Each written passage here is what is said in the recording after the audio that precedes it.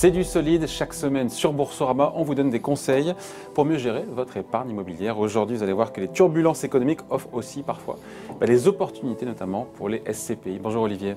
Bonjour David. Alors on connaît le contexte difficile cette année, effectivement cette récession, les commerces qui ont été fermés, le développement du télétravail qui pose beaucoup de questions. Mais quand on gère une SCPI, est-ce qu'il ne faut pas s'extraire un petit peu de l'immédiat, on va dire, et avoir un petit peu, essayer de s'inscrire dans le temps plus long? Oui, il faut toujours avoir du recul, regarder l'avenir, mais aussi le passé. Les enseignements que l'on a des différentes crises au travers desquelles on est passé doit nous inspirer pour nos agissements, nos activités d'investissement immobilier. Et quand on regarde un petit peu en arrière, effectivement, la façon dont on s'est comporté pour acheter au lendemain de la crise 2008-2009, on a eu une fenêtre de tir qui nous a permis d'aller chercher des actifs de très bonne qualité, très bien placés dans Paris avec les bons locataires. Et ce sont ces actifs qui, au sortir de la crise, ont pris le plus de valeur. Donc ça, revenir vers l'ultra-qualité était assez déterminant. Ensuite, il faut effectivement, mais c'est le bon sens, essayer de sélectionner ses locataires, importer de nouveaux locataires qui vont être en capacité de payer leur loyer. Donc ça, c'est un critère important. Et enfin, la longueur des baux est aussi parlante. Quand on peut se projeter grâce à des baux de 6 ans ou de 9 ans ferme dans une autre période, c'est la garantie de sortir sans fracas, on va dire, de la période actuelle qui est un petit peu troublée. Donc les crises, c'est un vecteur d'opportunité quand on sait les saisir, avec, si je vous suis bien, des critères d'investissement qui sont toujours les mêmes au final, qui ne bougent pas, crise ou pas. Oui, nos critères sont les mêmes. Si on veut effectivement les rappeler, on en a 4 en gros qui sont présents en permanence et qui participent de la philosophie d'investissement depuis le début, depuis que Sofidy existe.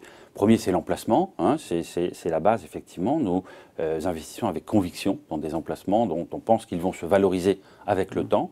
Le deuxième critère, c'est la mutualisation. Avec 100 en poche, on préfère acheter 5, 6, 7 choses différentes plutôt que une ou deux. Et ça permet de bâtir des véhicules avec le temps qui se comportent davantage comme des paquebots, qui traversent effectivement les mers démontées. Ça bouge, oui, certainement, mais finalement, après constat, pas tant que ça. Le troisième critère, c'est effectivement le prix. Pour acheter bien et bénéficier d'une valorisation, il faut rentrer dans le marché effectivement au meilleur prix. Alors ça, les taux, ils sont les mêmes pour tout le monde, ils dépendent de la conjoncture. Par contre, les loyers, on a toujours cette marge de manœuvre de sélectionner les actifs qui sont loués à des niveaux, si possible, inférieurs aux valeurs locatives de marché. Ça permet de ne pas dépendre de ces locataires, et quand ils vous rendent les clés, ça permet de relouer à minima au même loyer, et parfois mieux, et ça explique en grande partie effectivement la régularité, la progression des prix de part de nos véhicules. Et le dernier critère, effectivement, qu'on met en application surtout depuis une dizaine d'années, c'est la diversification. Alors c'est un mot générique, pour mettre un peu de couleur derrière. Tout le monde dit ça, mais c'est quelque chose que l'on applique scrupuleusement. On l'applique de deux façons. La diversification géographique, on est allé effectivement au Benelux, principalement aux Pays-Bas et en Allemagne. Alors pas pour n'importe quelle raison.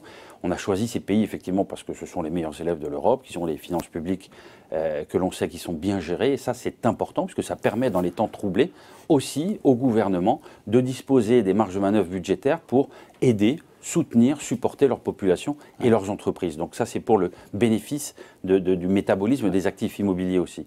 Et la deuxième façon de se diversifier, c'est de continuer à acheter du commerce et du bureau, puisque c'est de là dont on vient, mais c'est aussi pousser notre intérêt et nos collections vers l'hôtellerie, y compris l'hôtellerie de plein air, vers la logistique et vers le logement. Bon.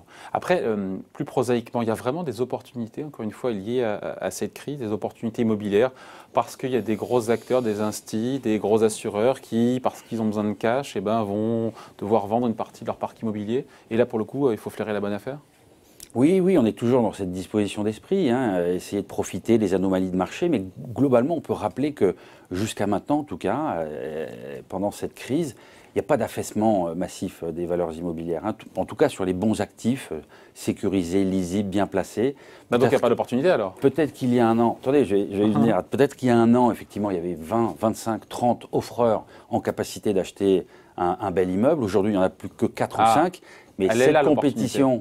Non, cette compétition entre 4 et 5 suffit à maintenir les prix. Donc les produits corps de très bonne qualité ont des prix maintenus. On peut l'affirmer jusqu'à maintenant. Après, là où on essaye de regarder, c'est sur les actifs très légèrement imparfait, une localisation un peu moins lisible, un locataire un peu moins fort, un bail un peu moins long. C'est là où il y a des marketing que l'on peut observer qui ne sont pas toujours fructueux. Et donc là, il faut effectivement se comporter avec agilité. L'opportunité, elle est là. Et c'est exactement dans cet état d'esprit qu'on s'est comporté en 2020. On a réussi à obtenir des décotes sur des timings, sur des imperfections, sur des nécessités de vendre de certains acteurs qui nous permettent d'être légèrement, puisque nous ne sommes pas acteurs opportunistes, mais qui permet d'accéder à certaines décotes sur les prix. Olivier, exemple d'acquisition récente qui donne corps à ce qu'on vient de dire là. Alors, dans l'année, là. On disait effectivement que l'idée, c'est de revenir vers la grande qualité. Alors, un exemple l'incarne parfaitement, c'est l'acquisition d'un immeuble avenue de Suffren, au pied de la Tour Eiffel, occupé par un très bon locataire. Cet actif nous rassurait sur tous les plans. C'est une négociation qui avait démarré avant le Covid, qu'on a stoppé par prudence pendant la période de confinement. On a repris l'angle à la fin du printemps avec un prix différent. Deal meilleur que prévu. Avec un prix différent, ramené à la baisse, parce que le vendeur était vraiment motivé pour vendre. Et on a eu une décote d'un peu plus de 5%. Donc sur un actif qui frôle les 4,5% en termes de rentabilité. Donc pour nous, ça incarne l'excellence, effectivement. On aimerait faire que ça, quasiment. Ouais. Un deuxième exemple qui incarne peut-être effectivement la centralité, c'est un immeuble de bureau à Lyon qui est loué à une école de commerce avec un bail de 9 ans ferme. Donc on se projette dans un autre temps et on a réussi à obtenir une rentabilité de 5,7% avec une stabilité des flux. Donc c'est excellent. Il faut coder comme ça maintenant. Mais, on est là pour sélectionner. Il y a beaucoup d'affaires qui nous arrivent. Il n'y a pas tant que ça. Des affaires qui rapportent du 5,7%, ça ne court pas les rues. Je vous l'accorde. Alors, il y a la suivante à laquelle je pense qui rapporte un petit peu plus. C'est un actif à Amsterdam, au sud d'Amsterdam, qui lui aussi a fait l'objet de très longues négociations pendant tout l'été, qui a fini la mi-septembre.